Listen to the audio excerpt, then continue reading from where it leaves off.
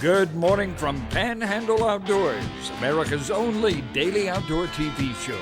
Your source for fishing, hunting, and information for folks who enjoy the great outdoors. Now sit back, relax. It's Panhandle Outdoors. Good morning, folks. Welcome to Panhandle Outdoors. I'm Winston Chester. I'm glad you're here this morning. Let's get started with our weather.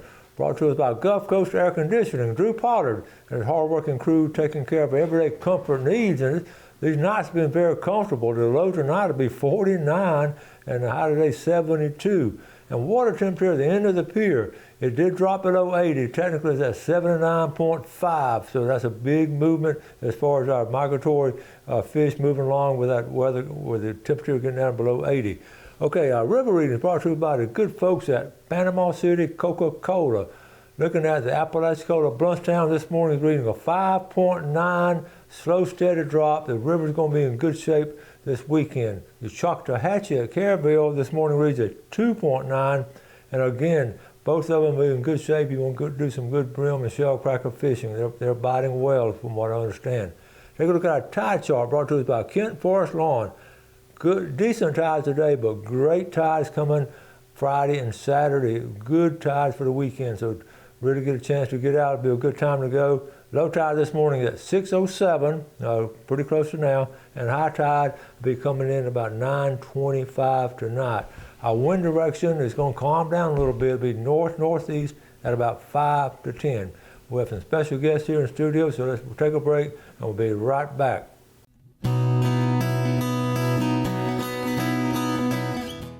Okay, welcome back, and a special guest this morning, Morgan Ruddy Fall, and these are former students of mine, and Chancey Greer. They were in the same class. They're cousin-in-laws, but we're so glad to have y'all. Thank you. Okay, look, I have them on as a special occasion. You're always talking about doing good things on Panhandle Outdoors every day. I tell you to do something good. Well, these young people did something good, and they sort of worked together on it. So, Morgan, tell a little bit about yourself, first of all. Well, my name is Morgan E. Fall. I was born and raised here, went to Mosley, was in outdoor ed with you, outdoor ed president my senior year. So, and this is Chancey. Hey, y'all. My name's Chancey. I'm with Charlie Mike. We were doing some help up in North Carolina. That's how we got invited on the show. Okay. All right, so, and you love to do outdoor stuff. Oh, yes. When you get time. Oh, yes. So, you know, things happen, natural disasters and all, and people step up and do some good things. So y'all really stepped up. So first of all, let's get started on what inspired you. This first picture here, we put on the screen. How did this, tell us about this picture here. So whenever I graduated from Florida State, I moved to North Carolina. And when Hurricane Michael hit in 2018, I felt like completely helpless, and I needed to do something to help my family and friends and community back home. So the only thing I knew to do was to raise donations and raise money to help all the victims there. So North Carolina really rallied around me and helped me raise over $25,000 in cash donations and, you know, actual donations. So whenever this hurricane hit North Carolina, I wanted to repay them for all the help they provided with my community back home. And you did. So I know, first of all, how many years were you up there? I was there for 12 years. 12 years. So y'all got to know a lot of people, right? Oh, yes. And that's where we vacationed, and there's so many memories in the mountains. Well, we're going to start. So we're going to start. Tell us what you did right here. All right, so Bay Haven reached out and they wanted to help us raise some donations and get the word out. And then shortly after they started working with us, North Bay Haven joined us, and we were able to fill two 16-foot trailers fully with the help of Bay Haven, North Bay Haven, Rising Leaders, and Panama City Dance Academy. So then Bay Haven Elementary all wrote some cute little letters from all the kids, and it was very heartwarming because a lot of those kids had actually been through Hurricane Michael. So it was very emotional reading their letters because they knew what they were going through. So McKinley, she would give them to the people where we were giving out donations. We actually delivered them to North is your daughter, Wilkesboro. right? Yes, Okay. that's my daughter. Okay. And she never experienced Hurricane Michael. Like I said, we were in North Carolina, but I try to explain everything to her, and she has a heart of gold. So. Oh, okay. So then he had a big. Yeah, so Statesville Regional Airport offered one of their hangars to be the location for donation drop-offs, and it completely exploded. And they were able to do so many huge things, and they would have 150 flights out a day and delivering, I think it was around 50,000 pounds or something, but that was a really cool experience. Well, these are all individuals doing this. Yes, every single person you see was a citizen, just a volunteer, giving their own time, their own money. It was completely amazing, and all of the airplanes and helicopters were privately owned. Wow. And with this Black Hawk, that was actually the state fire marshal that landed, and unfortunately he was coming to collect more body bags. Oh. And we had insulin and medical supplies given to us, and he took those as well. But that there is Chuck and I and Matt. He's one of the ones who started the organization, and then Karen. And Karen's actually a realtor, and she just has a heart of gold, and her son was a pilot, and she wanted to help out, and she just ran with it. Wow. What an experience, and doing something. I was talking about doing something good. We were talking about back in class in those Yes. days and all. And I was so proud. I followed you on Facebook, and I was so proud of what you were doing. And it was just amazing. Those little letters those kids wrote. Oh, yes. They were heartwarming. They are. Genuine. They are. I cried a lot. Oh, a child just can come out and just put it right down on paper. Yes. They don't have any influence by anything else. They just tell their heart. So Yes, for that's so sure. good. What was the biggest challenge y'all had doing that? You know, everything went very smooth. Okay. So it wasn't super challenging at all. I don't know how.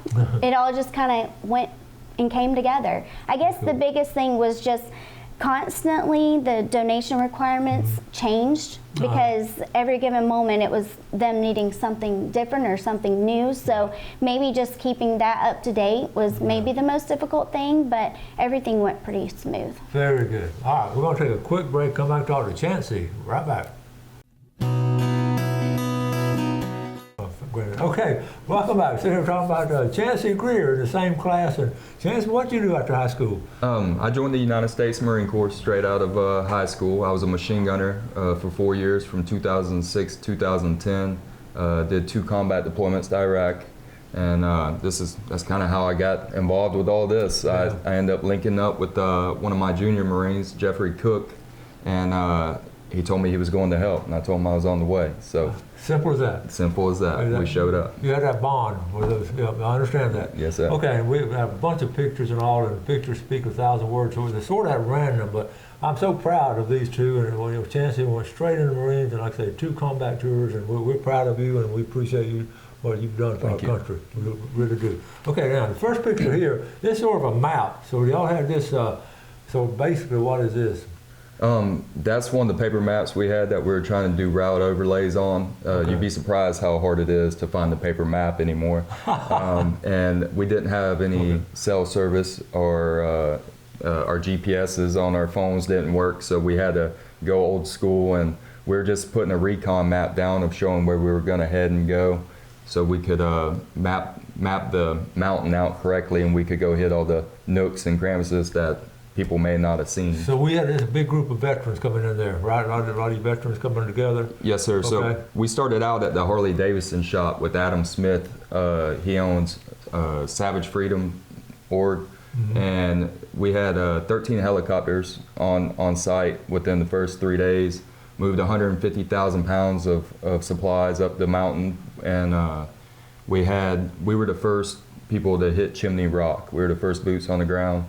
There was a lot of, the roads were undercut where the mud and everything just washed out, but the road looked fine until you drove on it and the asphalt fell out from underneath you. So we were doing a lot of foot walking, making sure that we could get up there. We had skid steers and some Bobcats, UTVs.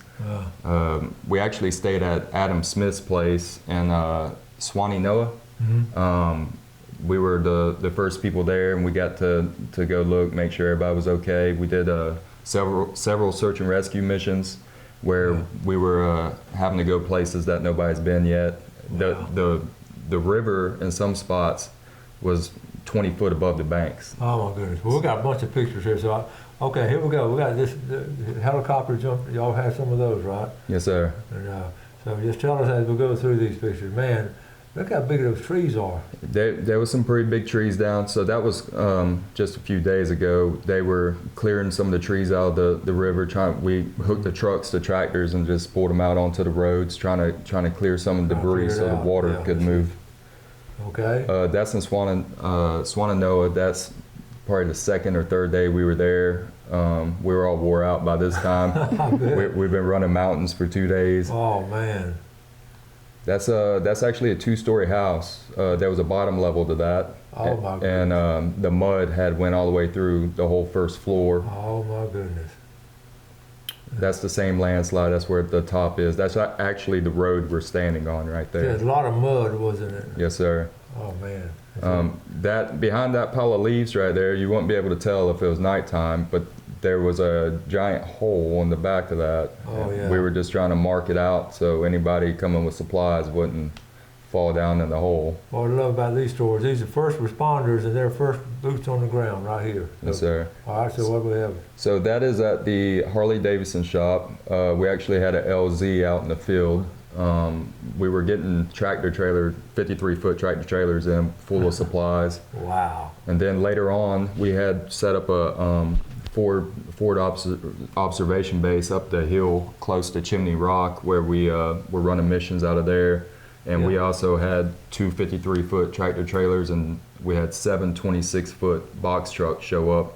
All supplies, we laid it out. Yeah. We made a LZ so that helos could come in, because a lot of these roads were inaccessible by foot or vehicle. We also had about 20 horses and a pack mule that old school. we were sending up the hill, and they would stay a night and finish the journey the next morning, just taking fuel, water, whatever we could. So it was a lot of good people. It wasn't just a single man effort out there. And like I say, you were the first ones at Chimney Rock. Y'all were some of the first ones to come in there. We went up and over the mountain into Chimney Rock because we were told they were completely cut off. By the time we made it to the other side was about the same time. I believe it was the Cajun Navy. Okay. They were clearing, they were doing their work, and we kind of met in the middle. That's good. You had the Marines coming in on one side, Navy coming in to offer the rescue. Yes, sir.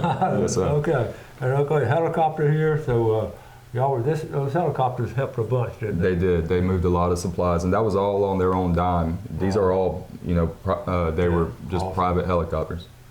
And I know that people were injured and had medics and everything, and we had a bunch of Coast Guard guys, that about 20 swimmers come down, and every one of them's EMT qualified. So we were dispatching them out with our team so we could go up the hill, and if anybody needed medical help, they'd have EpiPens and insulin and all that with them.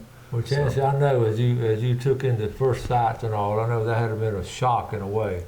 To see all of that. What was your feelings when you first started looking at that? I'm from Flat Rock, Florida, so I've never seen a mudslide like that. And whenever you see a 40-ton rock sitting in the middle of the paved road, and they're looking at you like, "Can you move it?" And we got a little skid steer. It was kind of, we did our best, but like I said, I've never seen mudslides like that. That's the first time I ever seen dirty water moving that way. It's amazing the power of nature, of natural disasters. We went through it here with the hurricane and water, and then they went through it up there.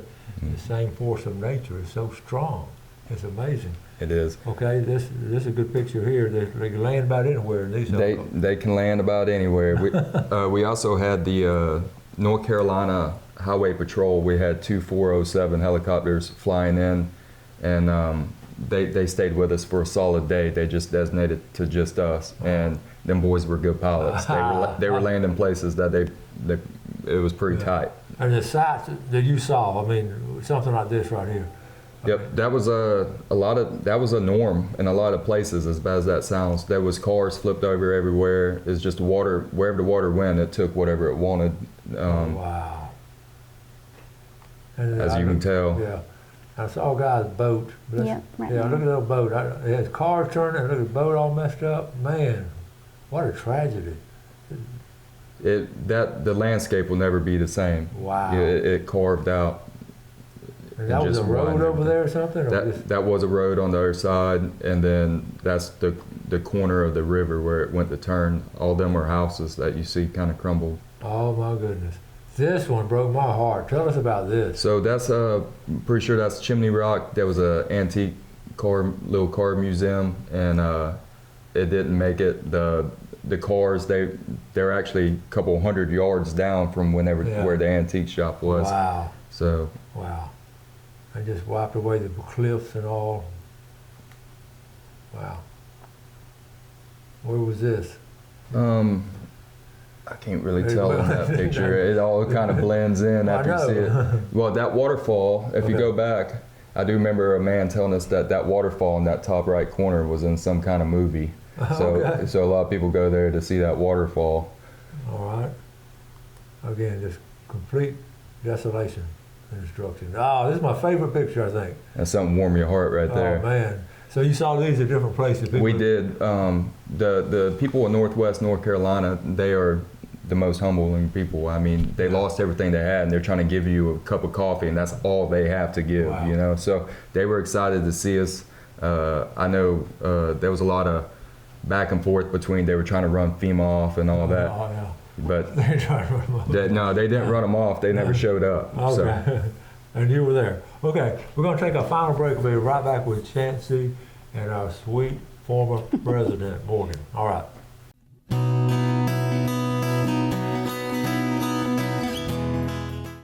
Okay, welcome back. Our guest this morning, former outdoor education students, and just did a great thing during this big disaster we had. So I'm so proud of them. So proud to have them on because it's first-hand account of what really happened. You see everything on TV and all that, but this is real stuff here. They were there. Okay, Fishing Game Time today brought to us by Blue Water Outriggers in Port St. Joe. One time, 11:39 to 1:39. And do not miss that full moon tonight. The full moon of October is tonight. So get out there and just look at it and be thankful. Okay, Morgan, you and your husband run a little company. What do y'all call it? We do. It's called Hardcore Fishing Games. So we make custom hunting and fishing apparel, and then we have our own branded apparel as well. That is awesome. So, and you're just working hard for other people. I mean, you're always doing something. Yes, sir. I Yes, know sir. it. All right, we have some video. We're going to try this, some little short videos, and we're going to just talk through them as we go. So let's see what we have here. Okay, just tell us what this is, Chancey. That's a bridge that we actually cleared out. I was actually staging to go to Tampa. That was our team that we left up there, and we showed up to the town. They needed help clearing that little bridge out, so we hooked to the tractor. That's some supplies we dropped to another little town. They were running low, so we had a 26-foot box truck that we unloaded for them right there. Oh, man. And like I said, we had tons of supplies we were trying to get out to these little towns. It was a joint effort. We couldn't have did it without the people donating the supplies to us, and so we could get it to the people. Yep, got it organized right there. Yes, sir. All right. Like I said, these are all private citizens now, okay? That's part of clearing that bridge. This is, I couldn't get over this, how you just had to hand them out one at a time. That was tough. Yes, sir. Yes, sir. That's heavy stuff. Them boys were putting in work that day for sure. They're doing CrossFit right there. Oh, yeah. Okay. That's the bridge you're clearing out? Yes, sir. That's the bridge we were clearing out so they can get to the other side. Seems like, I looking at it, it's like one little challenge at a time. Just the bridge, get it cleared, then you got something else over there, right? Yes, sir. You just start packing away. Well, tell me about the people. How do they react to all of y'all doing all of this? They were open arms, welcome to see us. They were happy to see us. They were giving us peanut butter and jelly sandwiches, trying to feed us. They knew we were sleeping out on the ground. We got offered to stay in people's houses. Actually, where we set up our LZ was a guy named we called him Mr. Mike. He had 150 acres up on the mountains, and he said, y'all can stay here as long as possible. I don't think he thought we were going to have a football field worth of supplies show up, but he was very welcoming, and he fed us every morning and every night. So. The question we want to ask, because you said this became a political football now. Y'all were there first, and y'all were there for a good while before we saw any other federal government people coming in? You tell me. I don't know. You were there. So the only time I ever seen FEMA or the National Guard, we were landing in a refueling site with a helicopter, and I seen 2 National Guard guys. I was told 2,000 got dispatched before the storm hit. I did not see those guys. Okay, FEMA, I never seen FEMA on the side of a mountain besides one. It looked like a radar truck. All right, this is coming from people over there. Real quick on this picture here. This is a cool picture. Well, tell us about this one. That's the bridge that they were clearing. They got the job finished, so they took a celebration picture at the end. Oh, black and white. I love that. That's good. And then just y'all just talking. I mean, we've got a bunch of pictures here. Yep. Man, just pure manual labor through all of this. There's an American flag. Oh yeah, we try to fly Old Glory high every time we stop. I know they were appreciative. And wow, that's a bridge. Wow. There was so much done in such a short period of time. I mean, the pictures don't really give it justice, but we were trying to build roads back because a lot of people, their driveways got washed out. So they were okay, their house was okay, but it was on top of the hill, and they couldn't get it down because part of their driveway was completely washed out. So there was some of that. And then the search and rescue, we got to help a lot of people in the search and rescue and bring them down to Asheville to the Harley Davidson shop where Adam Smith was with the Savage Freedom Organization. And he had everything on lockdown. He did a really good job. Well, we got about a minute or two left. So first of all, again, let me repeat how proud, not just me, but I know our viewing audience is very proud of what y'all did. It was something really good. And something, I know your daughter learned something about helping people. Oh, yes. And how old is she? She's 11. You got an 11-year-old? I do. She was in my class 2 years ago, I swear. But anyway, what's your future plans? What's going on real quick? What's coming up? Well, I just want to continue raising awareness, and right now, snow is starting to fall in the mountains. So the needs have turned to heaters and propane tanks and blankets and jackets and things like that. So if people can continue to donate, there's tons of Facebook pages you can follow. I know Hurricane Helene Airlift Relief always posts lots and lots of updates. Okay, y'all want to come back on because we've run out of time, so I want y'all to come back on later on, okay? Thank y'all so much. Thank you very much. All right, appreciate y'all watching the show. Y'all do something good today for someone else. Have a great day, enjoy the outdoors, take care of it, and God bless. Thanks for watching America's only daily outdoor TV show, Panhandle Outdoors with Winston Chester, featuring hunting, fishing, and other activities and information to help you enjoy the great outdoors. Join us next time for Panhandle Outdoors.